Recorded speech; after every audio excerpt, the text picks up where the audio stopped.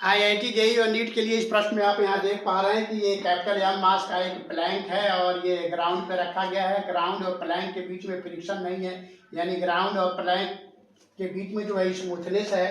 और इस प्रकार इस प्लैंक के ऊपर small M is equal to capital M, यानी प्लैंक का मास और सिलेंडर दोनों का मास कैपिटल एम है और सिलेंडर का रेडियस 1 मीटर है। ऐसे में सिलेंडर और प्लैंक के बीच में रफनेस है, यानी ये सरफेस जो है रफ है सिलेंडर और प्लैंक के बीच का, और इतना पर्याप्त फ्रिक्शन है कि सिलेंडर इस पर रोल कर सकता है।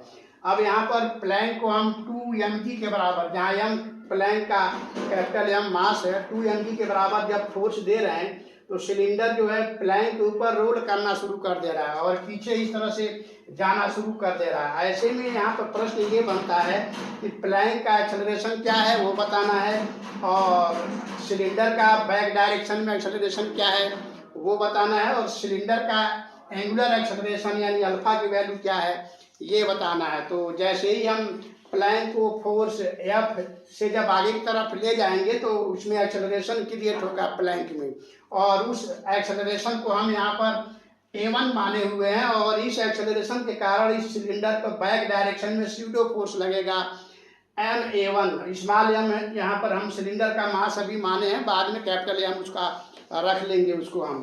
तो फिर जैसे ही हम प्लैंक को आगे खींचेंगे इस फोर्स से तो सिलेंडर इस प्लैंक पर रोल करना शुरू कर देगा।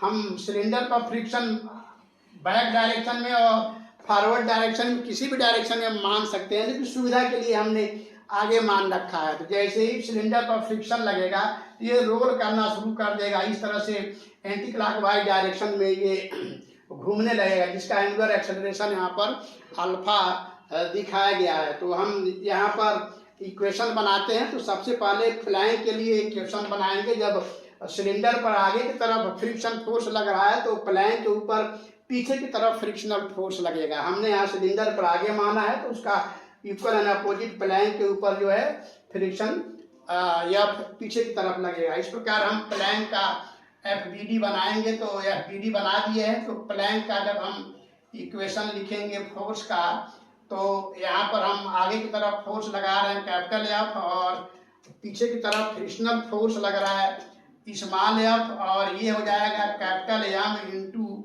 A1। यहाँ प्लैंक का एक्सेलरेशन हमने A1 मान रखा है।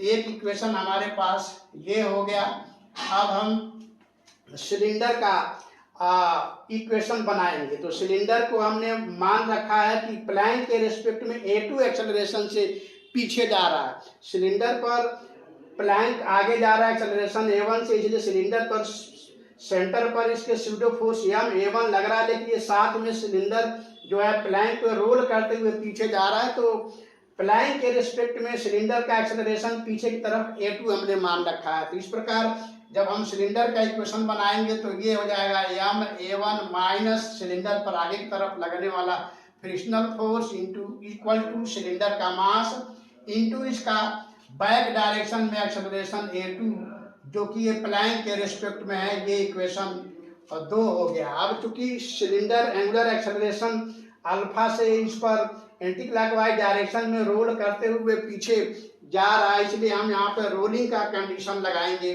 तो रोलिंग का कंडीशन हम यहाँ पर लगा सकते हैं। फ्रिक्शन जो है टॉर्क प्रोवाइड करेगा इस तरह से। तो फ्रिक्शन टॉर्क प्रोवाइड करेगा तो F कैपिटल R सेंटर और फ्रिक्शन के ये ग्राउंड ये संपर्क जो है प्लैंक से इससे और सेंटर के बीच में दूरी R है, इसलिए फ्रिक्शन जो है इस पर टॉर्क लगाएगा और टॉर्क की वैल्यू जो है इस तरह से टॉर्क लगाएगा। टॉर्क का डायरेक्शन अपवर्ड डायरेक्शन में होगा और ये हो जाएगा सिलेंडर का सेंटर ऑफ मास के about moment of inertia into alpha. यहाँ से हम सिलेंडर का मोमेंट ऑफ इनर्शिया लिखेंगे mr square by 2 into alpha को हम यहाँ पर लिख सकते हैं A2 बाई R, क्योंकि रोलिंग के केस में सिलेंडर के लिए A2 इज इक्वल टू हो जाएगा R अल्फा। तो यहाँ से अल्फा की वैल्यू A2 अपॉन R रखेंगे। इस प्रकार इसको जब हम सॉल्व करेंगे तो फ्रिक्शन की वैल्यू आ जाएगा, फ्रिक्शन की वैल्यू यहाँ पर आर से आर कट जाएगा, तो ये हो जाएगा m(A2/2). तो इतना हमारे पास फ्रिक्शन की वैल्यू आ गया। ये हमारे पास इक्वेशन हो गया 3। अब हम फ्रिक्शन की वैल्यू फर्स्ट इक्वेशन में और सेकंड इक्वेशन में रख सकते हैं। तो अभी सेकंड इक्वेशन में हम फ्रिक्शन की वैल्यू रख रहे हैं, तो m(A1 माइनस एफ), एफ की जगह पर लिखेंगे, यहाँ लिख दे रहे हैं F small F equal to m(A2), फिर इसको m(A1 minus m(A2/2) equal to m(A2) से यहाँ से सॉल्व करेंगे तो A1 इक्वल टू आ जाएगा 3/2 A2। ये हमें A1 और A2 में रिलेशन मिल गया, 3/2 A2। A1 जो है 3/2 A2 हो गया। अब इस A1 की वैल्यू हम इस इक्वेशन में रखते हैं, एक नंबर इक्वेशन में। तो यहाँ पर हो जाएगा capital F minus small F. Small F को हम लोगों ने m(A2) बना रखा है, इक्वल टू हो जाएगा कैपिटल M, और A1 की जगह पर हम 3/2 A2 रखेंगे। यहाँ से हम सॉल्व करेंगे तो हमको A1 का रिलेशन मिलेगा, A1 इक्वल टू मिलेगा 2 capital F upon 3 capital M plus small m। अब सारे वैल्यू दिए हुए हैं तो रख करके यहाँ पे सॉल्व करते हैं। 2 कैपिटल F की वैल्यू दिया है 2 कैपिटल M इंटू जी, और नीचे 3m कैपिटल M, और सिलेंडर का मास भी कैपिटल M दिया हुआ है, तो ये हो गया 3m प्लस कैपिटल M, ऊपर 4m नीचे भी 4m। सॉल्व करेंगे तो ये वैल्यू g आ गया, और g की वैल्यू होता है 10 मीटर पर सेकंड स्क्वायर। इस प्रकार प्लैंक जो है आगे 10 मीटर पर सेकंड स्क्वायर से जाएगा, और इस प्रकार हमें A1 की वैल्यू हम लोगों ने निकाल चुके हैं 3/2 A2। तो यहाँ से A2 हम बनाएंगे, ये हो जाएगा 2/3 A1 2/3, और A1 की वैल्यू है, A1 की वैल्यू हम लोगों ने निकाल चुके हैं 10। तो ये हो जाएगा यहाँ पर A2, यहाँ सॉरी ये A1 नहीं A2 है, सॉरी A2। तो ये A2 की वैल्यू आ गया 10 मीटर पर सेकेंड स्क्वायर। अब हमें A1 निकालना है, तो A1 हो जाएगा 3/2 A2। तो यहाँ पर हम A1 को लिखेंगे 3/2 A2, और A2 हम निकाल चुके हैं 10। तो अब इसको सॉल्व करेंगे तो ये 3/2 होगा, 3/2। तो जब इसको सॉल्व करेंगे तो 3/2 सॉल्व करेंगे तो 2 से ये कट जाएगा, तो 5 आएगा, 5 यहाँ 15, तो 15 मीटर पर सेकंड स्क्वायर ये आएगा हमारा प्लैंक का एक्सेलरेशन।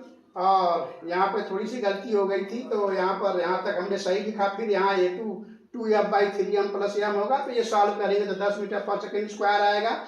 और A1 हम लोग निकाल चुके हैं 3/2 A2, और A2 10 मीटर पर सेकेंड स्क्वायर, इसमें रख के सॉल्व करेंगे तो 15 मीटर पर सेकेंड स्क्वायर आएगा। इसका मतलब प्लैंक जो आगे जाएगा वो 15 मीटर पर सेकेंड स्क्वायर से जाएगा, और सिलेंडर जो है बैक डायरेक्शन में जाएगा 10 मीटर पर सेकेंड स्क्वायर से। तो काफ़ी अच्छा ये क्वेश्चन रहा। एंगुलर एक्सेलरेशन अगर आप अल्फा निकालना चाहते हैं तो अल्फा की वैल्यू यहाँ से आप निकाल सकते हैं, A2/r, और A2 10 है और r जो है 1 दिया हुआ है, तो ये हो जाएगा 10 रेडियन पर सेकंड स्क्वायर। तो अल्फा की वैल्यू भी सिलेंडर का आ जाएगा 10 रेडियन पर सेकंड स्क्वायर। तो हम उम्मीद करते हैं कि ये क्वेश्चन काफ़ी अच्छे से आपको समझ में आया होगा, और ये बहुत ही इम्पोर्टेंट क्वेश्चन है।